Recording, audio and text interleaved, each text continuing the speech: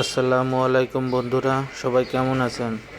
কাল আমি একটা ফটো পোস্ট করছিলাম এই আয়রনটা পোস্ট করার পর অনেক ভাই জানতে চেয়েছে কত টাকা পড়ছে মোট। এখন এই তাতালটা হলো সম্পূর্ণ অটোমেটিক এবং রেগুলেটরের সাহায্যে তাপমাত্রা কন্ট্রোল করা যায়। এটা স্ট্যান্ডে রাখলেই অটোমেটিক বন্ধ হয়ে যায়, আবার স্ট্যান্ড থেকে উঠাইলে অটোমেটিক চালু হয়ে যায়। এখন আসি এই তাতালটা বানাতে আমার কত টাকা খরচ পড়েছে। এটা হলো C210 মডেল তাতালের একটি বিট। এই বিটটা আমার কাছ থেকে নিয়েছে 350 টাকা।